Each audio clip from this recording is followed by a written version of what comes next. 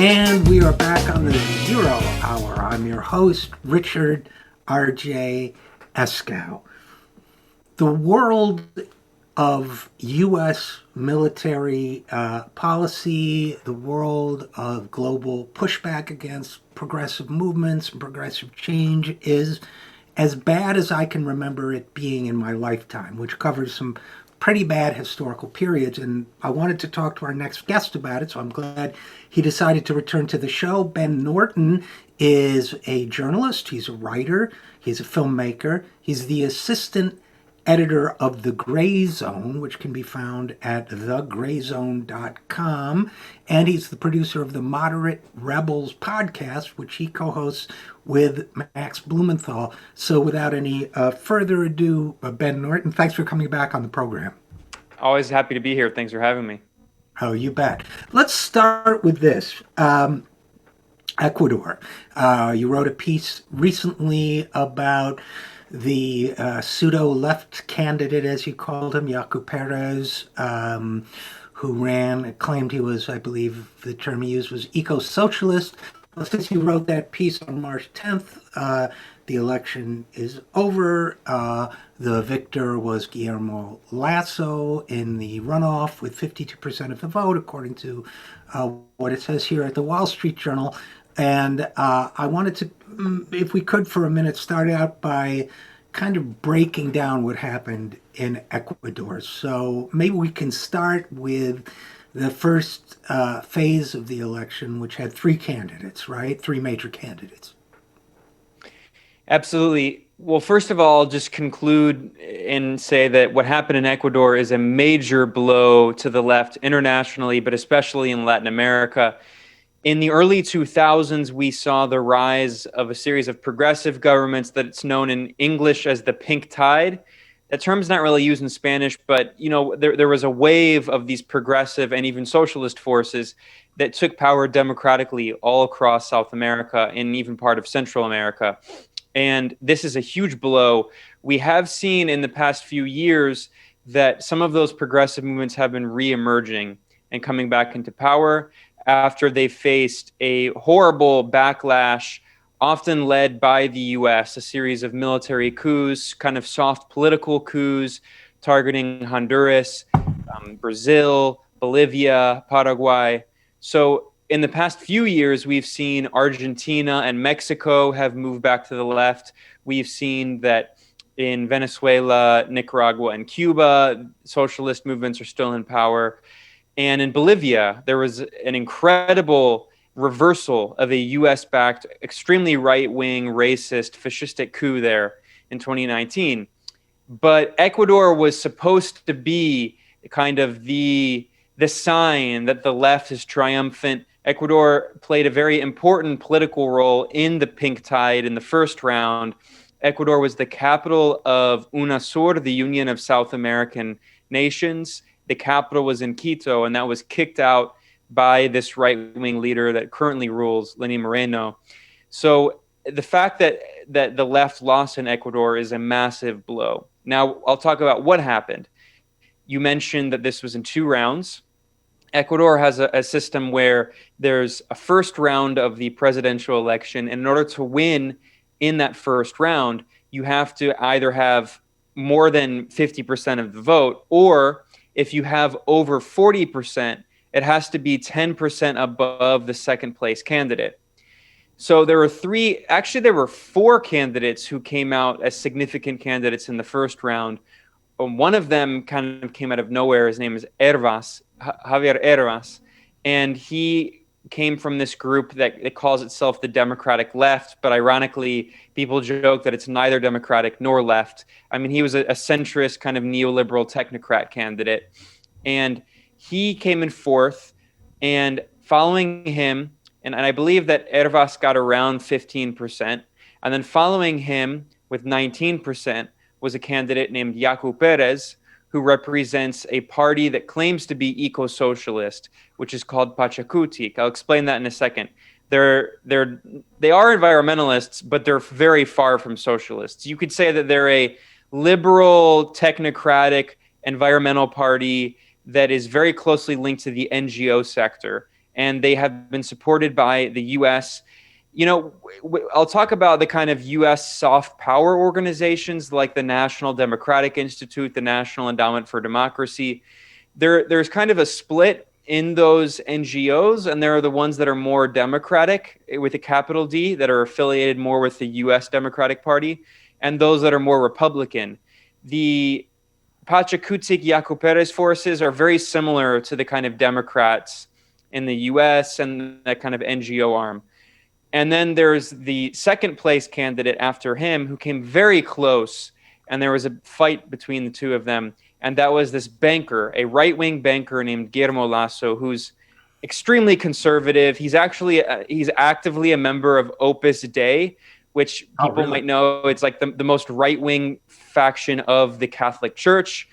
And John Paul II, the former pope, who worked very closely with the Ronald Reagan administration and the CIA and Opus Dei as part of the Catholic Church's role in the Cold War and supporting right-wing forces in Poland, in Latin America. Opus Dei actually made up a majority of the cabinet of Pinochet, and also Opus Dei members made up the majority of the cabinet of the Spanish fascist dictator Francisco Franco. So we're talking about someone who's not only a banker and neoliberal economically, but he's actually deeply socially conservative as well. And Guillermo Lasso represents the kind of old school style Latin American right, which is authoritarian, socially conservative, and economically neoliberal. And then the first place candidate in the first round was surprisingly a young socialist economist, Andrés Arauz, and he did a really great job, and he won the first round in a landslide with 33% of the vote roughly, which was around 13% above the second place candidate, the right-wing banker Lasso.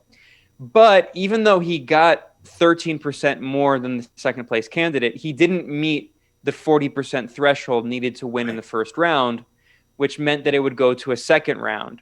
And just to interrupt you for a second, Ben, the significance of that to me is that if this self-described eco-socialist candidate, if the centrist Democratic candidate, if you will, had not been in the race, it's easy to imagine that, in fact, Arauz would have met the 40% qualification and would be the president-elect today. Is that fair? Well, I'm actually not so sure, because the reality, as I said, is we have to interrogate the branding on these candidates, because first of all, it's kind of a little complicated. I'm going to try to simplify it just to not spend the entire time explaining what happened, because the granular details are not super important. But in the first round, there were four major candidates, and like I said, Lasso and Yaku Perez, so the right-wing banker and the so-called eco-socialist candidate, were extremely close. They were so close that Yaku Perez claimed that he was the actual candidate. He claimed fraud. There was no evidence of this. There was this whole thing where they were working with the National Electoral Council, which is controlled by right-wing forces. And it's a long story, but the point is that there was a fight going on to see who the candidate would be. And Lasso, the right-wing banker, proposed a tripartite alliance between him, Yaku Perez, and Javier Hervas. So the reality is that they all agreed in a lot of politics. The eco-socialist branding of this group is completely branding. Now, Yaku Perez, I'll explain really quickly who this guy is. He is from an indigenous community, and he had previously run in elections from the Pachakutik party, but he ran as a neoliberal technocrat. As an environmentalist, but like the German Green Party. The Green Party in Europe, or even the Green Party in Canada, is not very progressive. They are economically neoliberal, and socially, culturally, they're progressive. They support women's rights and abortion, but all they want is environmental progress, but through a neoliberal lens. And that's basically what his political platform was. And he was especially running on an anti-extractivist platform, because Ecuador has significant oil reserves and also mineral reserves. And the former socialist president of Ecuador at the height of the pink tide. His name was Rafael Correa, and he ruled between 2007 and 2017 for 10 years in 2 terms. And Correa, he like Hugo Chavez, he funded his very ambitious social programs and socialist policies by using mining and oil extraction, but in a way that the government had never done. For decades of neoliberal governments, they had never actually used the oil revenue to benefit poor and working people. Correa did that. So what happened is that there emerged a kind of environmental opposition, even though the government had environmentalist policies. I'm not saying that they didn't care about the environment. They were balancing environmental policies with the extraction, but then there emerged this opposition that called itself anti-extractivist. They opposed removing the oil from the ground and opposed removing the minerals from the ground, even if those programs are to fund healthcare, education, jobs programs. They didn't want to extract it at all. And it became like this kind of puritanical, we can't extract this from the ground. Yaku Perez represented that. Ironically, the rest of his economic program was totally neoliberal.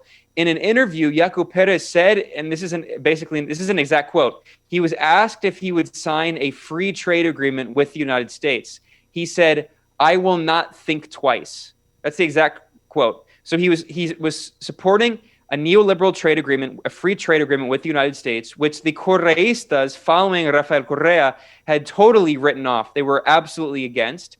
Yaku Perez also was supportive of renegotiating the debt with the International Monetary Fund, because the current right-wing government of Lenín Moreno took out over $5 billion in debt, which is a lot of money in Ecuador, from the IMF. And this country is now heavily indebted. The socialist candidate, Andrés Arauz, representing the Correista movement, said that he was refusing to pay the IMF debt.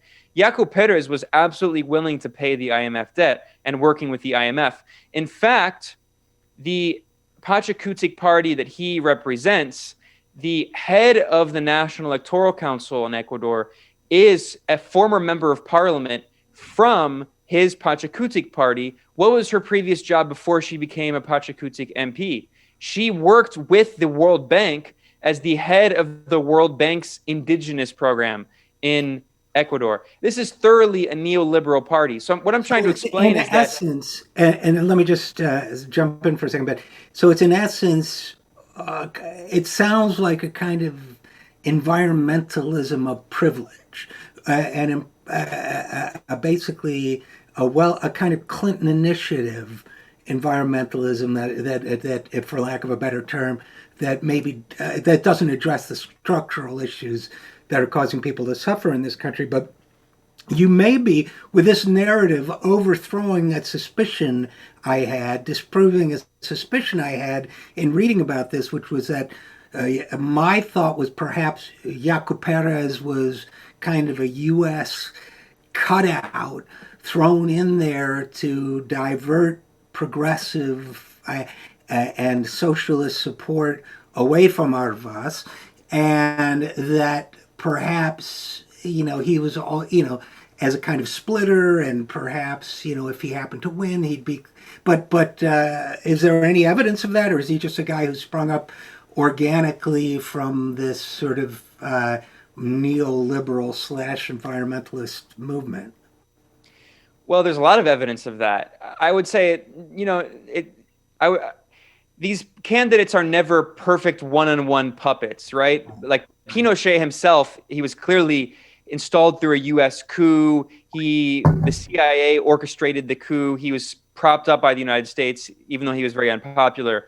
But, even saying that he was 100% a U.S. puppet, I wouldn't be comfortable saying that. He absolutely was a U.S. puppet in some ways, but there are elements of Chilean history and economics and politics that explain where he came from. And similarly with Yaku Perez, I'm not saying that he necessarily takes every order from Washington, but he absolutely was cultivated from very early on and supported by networks in Washington. And I've reported on that at the Gray Zone.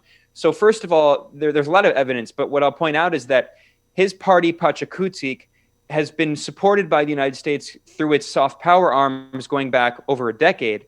When Rafael Correa came into power, the U.S. soft power arms like the National Endowment for Democracy, which is a CIA cutout created under Bill Casey's CIA during the Ronald Reagan administration to fund the right-wing opposition here in Nicaragua, where I live, and against the Sandinista government, and also the National Endowment for Democracy supported the anti-communist unions in places like Solidarity in Poland and these other groups. So the NED has played this role going back decades to when it was created in the 1980s. Also, the National Democratic Institute, which is an arm of the NED, funded by the NED, but it's affiliated with the Democratic Party loosely. Both of those arms have supported Pachakutik, the so-called environmentalist party. Also, there's an element you mentioned of like the kind of fake Clintonian environmentalism. There's also identity politics. So Pachakutik is the political arm of an indigenous organization in Ecuador. Now, there are multiple indigenous nations in Ecuador, and they have different politics, right? I don't want to paint with a too wide of a brush. Like there are conflicts going on within the indigenous communities in Ecuador. But the reality is that a lot of these communities have been penetrated by foreign NGO money, and especially NED, NDI, and USAID, U.S. Agency for International Development money. For especially the past 15 years or so, since the rise of Correa in 2006 and when he came into power in 2007, the U.S. began funding a lot of these networks to support indigenous groups that were against Correa, because the reality is that these indigenous communities are based in rural areas where a lot of the mining is happening. So the U.S. began encouraging these networks, these anti-extractivist networks, attacking Correa, saying that he was destroying the environment. And there's something very similar happening right now, actually, in the south of Mexico with the ambitious infrastructure projects of Andrés Manuel López Obrador, AMLO, who is the first progressive president in Mexico in over 50 years. And he has a very ambitious infrastructure project in the south. It's called the Train Maya, the Maya train, which is trying to help develop southern Mexico, because López Obrador is from the south. He's actually the first president of Mexico from the south in around 80 years. And he's trying to build infrastructure there to increase trade and tourism and movement so that it can help develop the poorest part of Mexico, which is the south.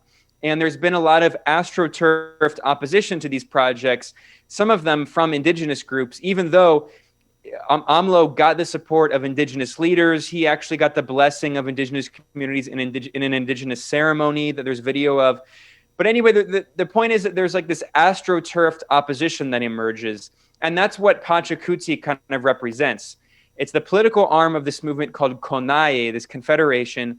And Pachakutik has been trained by the National Democratic Institute. And we have documents showing this, that Pachakutik leaders were trained, by the way, at the training sessions in Mexico. This is back in the neoliberal era under Felipe Calderón. There were a series of training campaigns that happened. This is also, by the way, this is where Juan Guaido was trained, was in Mexico under the Calderón administration through these U.S. training programs of Latin American leaders. And alongside the PRI party, which is the neoliberal party of Mexico, alongside the PAN party, which is the right-wing party of Felipe Calderón, and alongside Voluntad Popular and Alianza Democrática, which are the two main right-wing parties in Venezuela. So the U.S., through the NDI, was training right-wing and neoliberal Mexican and Venezuelan parties. They also invited Pachakutik, which claims to be eco-socialist. And again, we're talking with Ben Norton of the Gray Zone. And I think this may not be the primary goal of U.S. policy in this area, but it seems to me to be one of them, is that these movements or these parties that have a kind of gloss of values that are appreciated by the domestic U.S. liberal left, broadly speaking, progressive communities makes it that much harder to effectively oppose U.S. policies in Latin America because Yaku Perez, for example, seems like, well, he's an environmentalist, so we love the environment. He calls himself an eco-socialist, which kind of sounds like Well, eco-feminist. he So distanced you himself. get professors like Judith Butler, signing on. Oh, And really quickly to clarify, Yaku Perez dropped the eco-socialist label many years ago. oh, did His he? party, Pachacuti, claims to be eco-socialist. He hasn't talked about socialism in a long time. He's talking about free trade agreements. And another, this says everything about his economic program. The socialist candidate, Andres Arauz, proposed $1,000 checks for 1 million poor and working class families in Ecuador as an economic stimulus. And Yaku Perez was asked in an interview on TV if he supported that program. And Yaku Perez said, no, we need more economic responsibility. If we give poor people $1,000 checks, they'll spend it all on beer in one night. Wait a minute, he sounds like a Democratic politician now. I mean, this is shared responsibility, skin in the game. They didn't give him a good training if they didn't teach him those phrases. But okay, I stand corrected about the eco-socialist label, but he does support abortion, though. See, this is what I mean. This is where you get a professor like Judith Butler and others like that signing onto a support letter, which is something you've written about. So, I mean, when it was Pinochet in his uniform, it was easy to see this is not a guy we like, and therefore you can get liberals to sign petitions against him or whatever. In this case, it seems to me more the fuzzy trappings of feel-good rhetoric and positioning, but it seems to me to be the soft face of American, or the kind face of American imperialism. Am I wrong about that? Absolutely not. No, that's you hit the nail on the head. I mean, what we're seeing is that we've seen the astroturfing of the left in the past really 40 years in the US. It's been a project funded by NGOs like the Ford Foundation, the Rockefeller Foundation, billionaire money.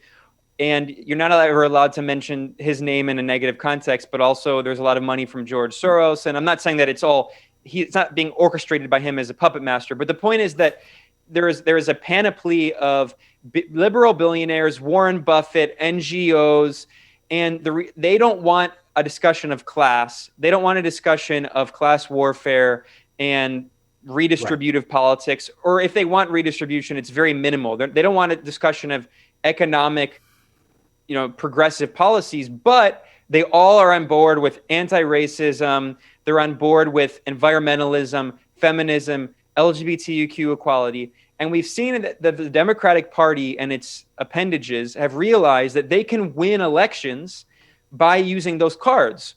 And increasingly, this has pushed the Republican Party into a white nationalist party that is talking about the white working class, even though, of course, we know that the Republicans have always been controlled by big capital. They don't represent the working class. They don't care about workers. But we saw Donald Trump and this kind of insurgent Trumpian wing start talking about workers and the forgotten workers in the Rust Belt, and we have to bring back the jobs. I mean, it's all cynical. I mean, it's a kind of reverse identity politics. But the point is that in the U.S., mainstream electoral politics has been emptied of class. You can't have a discussion of class politics. Bernie Sanders tried, but he failed. And on both parties, there's no discussion of class. It's all become identity. And I would only disagree with you mildly in the sense, Ben Norton, that it's not just that it's been stripped of discussion of class, it's antagonistic to the discussion of class, and that identity politics, I mean, we all support, ending racism and gender discrimination and sexism and violence towards LGBTQ people and so on.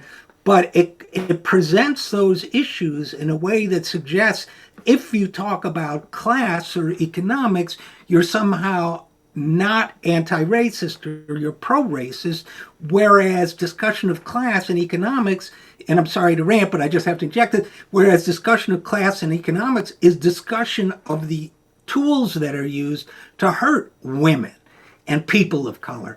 and LGBTQ people, and on down the list. So we're really they use identity politics in a way that forbids us in politics to discuss the things that hurt identity groups. I mean, I assume you agree with that. No, I mean that you articulated it perfectly. And for me, the archetypal example of this is when Hillary Clinton, during the 2016 presidential election, the campaign, she was asked if she supported breaking up the banks, which was Bernie Sanders' proposal, and she said breaking up the banks wouldn't end racism. That was her response. Right. So, I mean, it's very cynical, and it's very depressing. Although it would end racist banking practices, which would help a lot of people, but she left that part out. So, of course. Yeah. So you're right. That's the archetypal example of what we're talking about here. Exactly.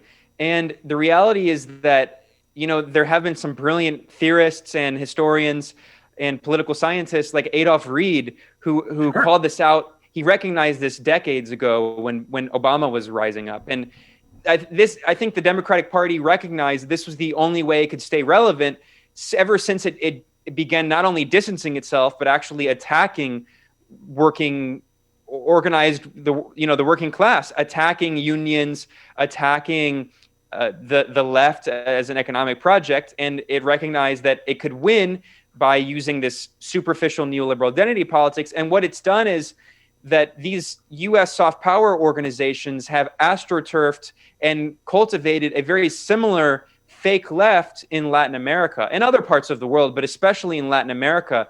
And in the case of Ecuador, I mean, it's just so blatant. It's also clear in Mexico right now, where there are some so-called women's rights groups that are attacking the progressive government, and including they're attacking the feminist mayor, the feminist leftist mayor of Mexico City, Claudia Sheinbaum, who is a member of the progressive socialistic leaning party Morena of the president AMLO. But there's been all these women's rights protests against her specifically, and also against AMLO, even though they're the most progressive government in modern Mexican history. And even though femicide and violence against women is a problem going back, unfortunately, many decades in Mexico. But we've seen an instrumentalization of these issues. And similarly, here in Nicaragua, I know you've had my colleague Max Blumenthal on to talk about how the issue of abortion has been weaponized against the Sandinista government.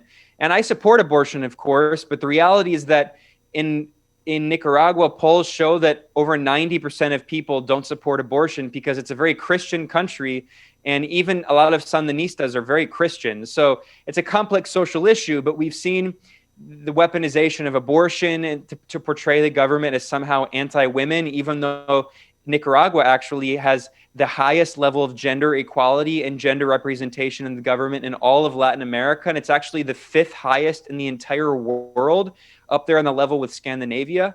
But anyway, getting back to Ecuador, there's something very similar where there's been a concerted attempt to portray the Correísta movement founded by Rafael Correa, and he calls it the Citizens' Revolution. There's been an attempt to portray it as even racist against indigenous people. And Yaku Perez has become the kind of superficial image of the indigenous movement, even though he is a total neoliberal economic program. And by the way, I should mention, Yaku Perez supported the 2019 coup in Bolivia against Bolivia's first and only ever indigenous president, right. Evo Morales. But of course, Yaku Perez claimed that Evo Morales was a dictator. And also, by the way, Yaku Perez in Ecuador supported the right-wing coup attempt in Venezuela with Juan Guaido. He supported the coup attempt in 2018 against Nicaragua. He also supported the impeachment proceedings against Dilma Rousseff, the first ever female president of Brazil, of the Workers' Party, claiming that the Workers' Party was corrupt and authoritarian. So we see the instrumentalization not only of gender politics through his support for abortion, because the reality is that a majority of Ecuadorians do not support abortion. Only around 20% of Ecuadorians support abortion, who tend to be the kind of educated, cosmopolitan, liberal class, which Yaku Perez represents, the NGO sector, the academic sector, and the Correísta movement, which represents the majority working class. They're actually on social issues, they tend to be a little more conservative and they don't support abortion. So the Correísta movement is not pro-abortion. So we've seen the instrumentalization of that.